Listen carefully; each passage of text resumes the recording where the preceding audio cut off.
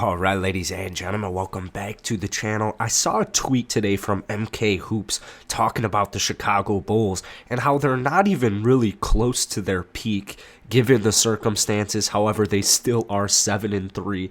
They could be 9-1, but they're 7-3 through their first 10 games, and this is the best Bulls start that they have had in years. This is absolutely awesome. It's been without Patrick Williams. It's been without Kobe White. You have Nikola Vucevic, who is struggling. Zach LaVine's playing with a busted thumb. They have the league worst three-point average, and they are still 7-3. So in today's video, I wanted to talk about a couple of things that I'm liking from the Bulls, a couple of things that I'm not liking from the Bulls through their first 10 games of the season.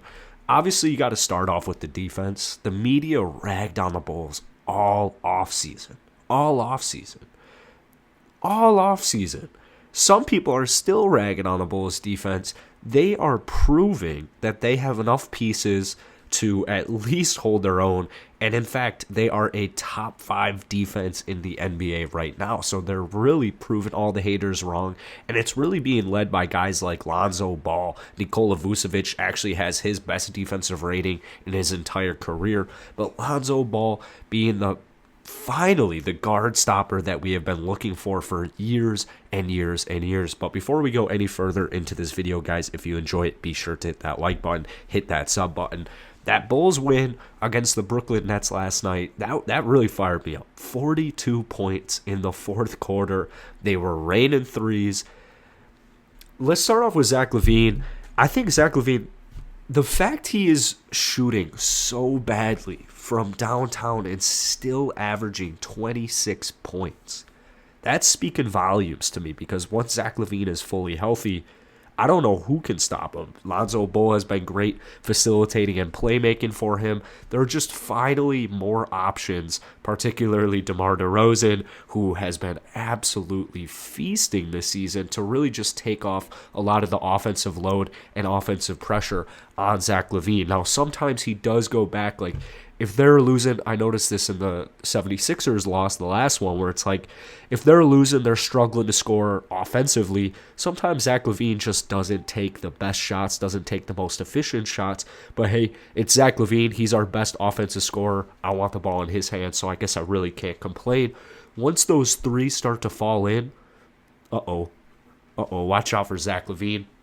DeMar DeRozan, obviously, he has been a huge bright side to this Bulls unit. He's just bringing consistency. Right now, he is averaging 27 points, 5.5 rebounds, and 3.5 assists. Offensively, he's looking phenomenal. And the best part about DeMar DeRozan this year is his three-point shooting. It's just this improved three-point shooting. Even if he's making at least 1 3 per night, what's so critical about DeMar shooting it from downtown is that the defense just has to respect it.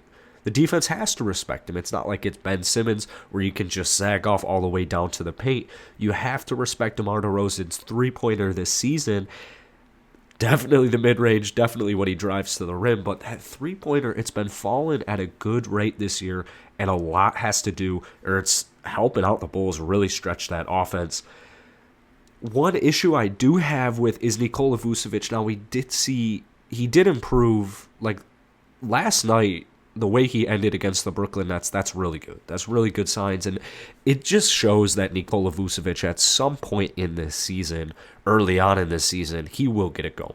It's taken him a little bit long, but he is averaging career highs in steals and blocks per game, and like I said, he has the highest defensive rating of his entire career right now. So Nikola, once he gets offensively, once he starts making his shots, particularly the long ball and the midi, we're going to be looking a lot better. I saw not a conspiracy theory, but I saw like a proposal on a YouTube video. I can't remember who it was. I can't remember exactly what it was, but it was basically saying, why not try and throw a rotation of Tony Bradley playing the power forward? Because basically, if you have Nikola Vucevic outside of the three-point range every single possession, when the Bulls take that three or they take that shot, there's no one there to crash the rebounds. So this way, you can have Tony Bradley there to crash the rebounds, and Nikola can still help space the floor.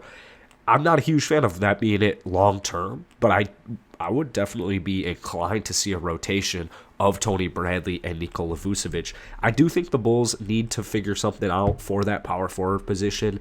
It's beyond me why Elijah Johnson still is getting all these DNPs. It makes no sense to me. It really makes no sense considering he might be like the only legitimate technical power forward that is getting playing time, but he's 25 years old. He's been in the league for a couple of years. He's looked good on the Bulls. Why not continue to play him? I don't understand what he did to get himself off the rotation. I'm not a huge fan of Billy Donovan's rotations every single minute of every single game. I like him for the most part, but I don't know why Johnson is not playing. I would like the Bulls to make a move for a guy like Derrick Favors. I think Derrick Favors around the trade deadline, you'd honestly be able to get a second-round pick for him. I'm not a huge fan of trading Derrick Jones Jr. He's actually one of the brighter spots of this season. It just goes to show you how many assets the Bulls have deep down in their bag. You look at a guy like this, he's not going to blow anything off like statistically every single night, but the plus minus is there every night. He's like consistently in the positives. Defensively, energy-wise, Derrick Jones Jr. is just really bringing a lot for this Bulls unit. And I think it's only right to end this video with Ayo Dosunmu. Last night, 15.7 rebounds. My only concern is that once Coby White, who just has been cleared to practice, my only concern is Ayo will not be seeing like 20 minutes per game anymore. Hopefully it doesn't get him off the rotation entirely. I feel like he's playing, especially as of late, he's playing well enough to get more minutes or to at least stay in the rotation.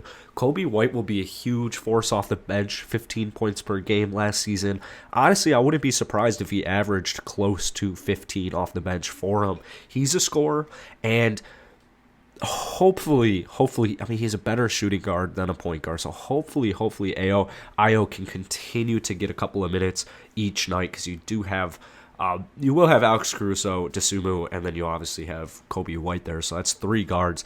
Hopefully Billy Donovan can figure something out to get those three guys out there, maybe not at the same time, but hopefully at least see more Dosunmu as the season goes on, because he is looking like what a steal the Chicago Bulls got. But altogether, man, the Bulls are looking good. When that bench unit is playing well, especially like last night against the Brooklyn Nets, where you got 7 from DJ, you got 4 and 8 from Tony, you got 5, 4, and 2 from Caruso, you got 15 and 7 from Dosunmu.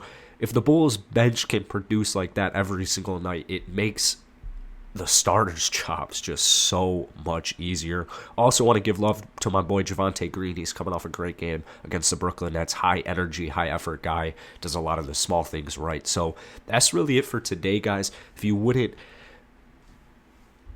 mind hitting that like button, hitting that sub button, post Bulls videos every single day. I believe they have a game tomorrow night against the Dallas Mavericks at home, so probably post a pregame video for you guys tomorrow. But that's it for me. I'll see you guys later.